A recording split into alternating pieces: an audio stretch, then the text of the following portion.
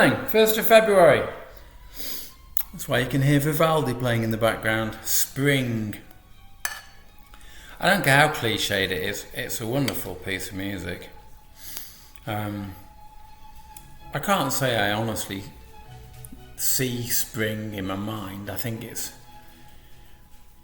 confirmation bias, isn't it? We're led to believe that when we hear this music it's all springy. You know, I can see rabbits bouncing in the fields and lots of crocuses sprouting and blah blah blah. But no, I just think it's a lovely piece of music. It is quite joyful.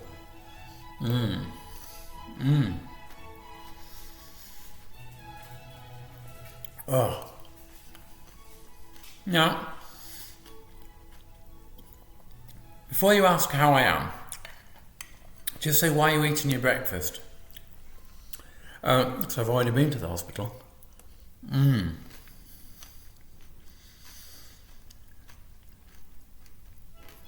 had an early appointment. So, I didn't... Oh God, the milk's gone grey.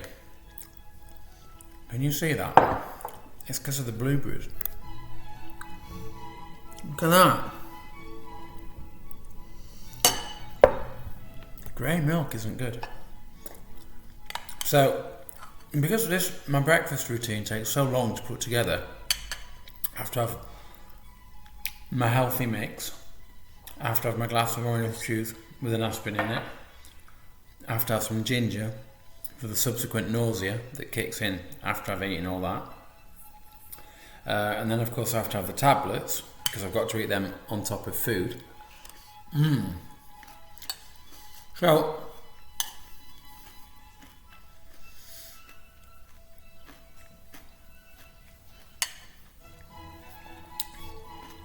today I thought maybe I'd eat some of the breakfast and then take the tablets, then eat some more breakfast, so that the last taste and the last experience going down my throat isn't the capecitabine chemotherapy tablets. So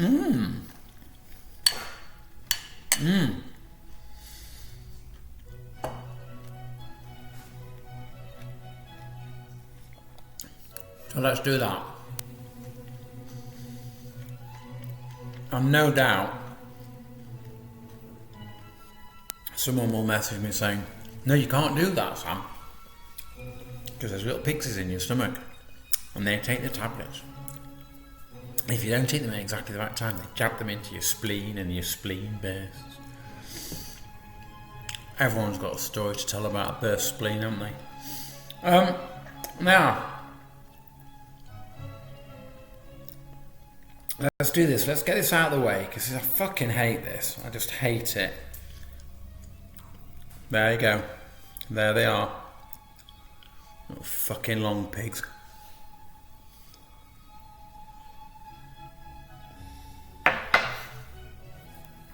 Ugh, fuck off. Who swallows poison? We're told not to. When my sister swallowed some poisonous berries, they were marched off to the children's hospital and given those cardboard hats and made to be sick in them.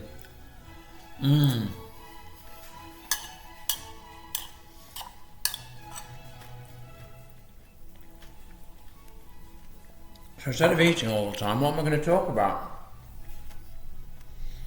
Well,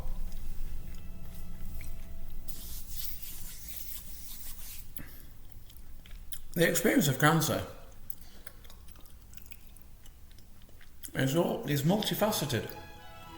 Yesterday, all I thought was, it's lonely and it's boring.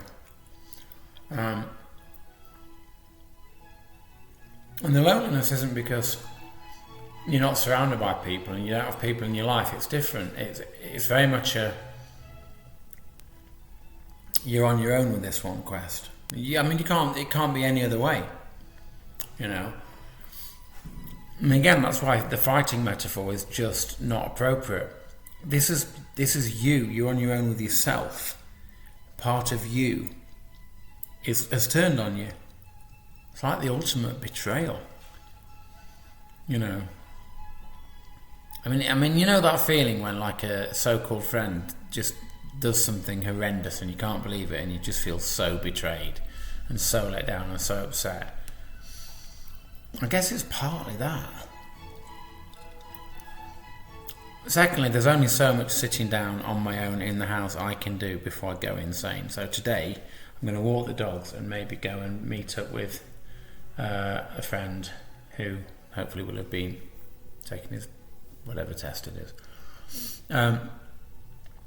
I met Jehovah's Witness today. We just exchanged brief information about how many we had and how many I had left to go. But he made a beeline for me. Like I've got "Please turn me into a Jehovah's Witness" on my forehead. I don't think so.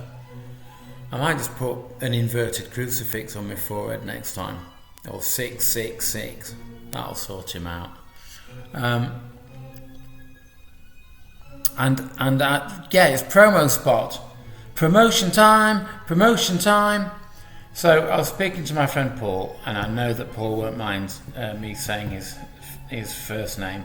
And quite rightly, after having the discussion with Mr. Jehovah, and I said, well, I owe my life to the amount of blood transfusions I have had, and so does my sister, and Paul certainly does. And it's like, do you know what? If you could do any one thing apart from allow yourself to be bored by me, go and give blood. They won't take mine. They won't take my sister's. They won't take Paul's, because if you've had cancer or Georgia's had mad cow disease, or rather she had a blood transfusion before they were testing for mad cow disease, as I have had. But if you're all clear and they will accept your blood, go and give blood. What a good thing you can do. Okay? Also, because you know when you give money to, like, you're doing you two horrible things. Ollie, what are you doing?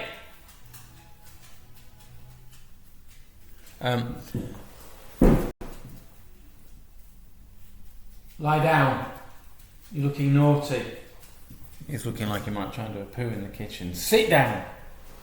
I'll take you out in a bit.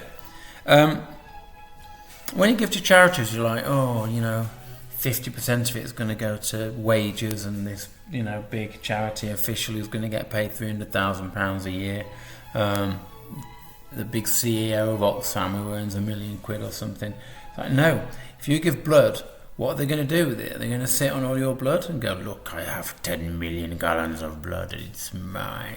No, it actually gets used. Okay, I can't imagine a better way of donating something which is going to go straight to the user. Jolly good. So I think every day now, forever, till I finish these, I'm going to be saying, go and give some blood. Do it now. Okay, make a phone call, go on the internet, do whatever you need to do to give blood, but go and sort it out. Okay? Because it does save lives. End of story. Don't argue with me. Okay? You're arguing. Arguing me? And I wish I could, but I can't. So I'll have to give back some other way. I think I'll just have to give back by being a loving, kind person. What else did I do yesterday? I watched Joe Rogan after all the controversy about Neil Young and all that. He's the most reasonable man I think I've ever listened to in my life. And yes, he plays devil's advocate, and he's a believer in free speech, as I am, and often free speech is uncomfortable and you don't like hearing what other people say. I don't genuinely believe that Joe Rogan is an anti-vaxxer at all, but I think from what I saw of the conversation that Neil Young was talking about, he was just simply airing what the dunderheads out there that don't get vaccinated, and they are thickheads, I've got no time or patience for them, but they're also they're resolute in their misguided opinions, and I think unless you at least give them some credit, they will never change. So it's interesting because Joe Rogan talks to anyone about anything, and it's interesting. I can hear them going, yeah, Joe, yeah, you tell it to that stupid doctor. But then actually, if you really listen along and you follow the line of conversation, I'm thinking to myself, no, because if you're really listening to him, in my opinion, then all he's trying to do is get the doctor to explain things in the sorts of language that thick people understand. which is, we all have a responsibility to do that, because thick people are dangerous. How did I get onto that from blood donating? Anyway, don't comment, please, because I'm not remotely interested in your opinion. And this is all about me. So, have a lovely day, and I do love you all. And I'll see you tomorrow.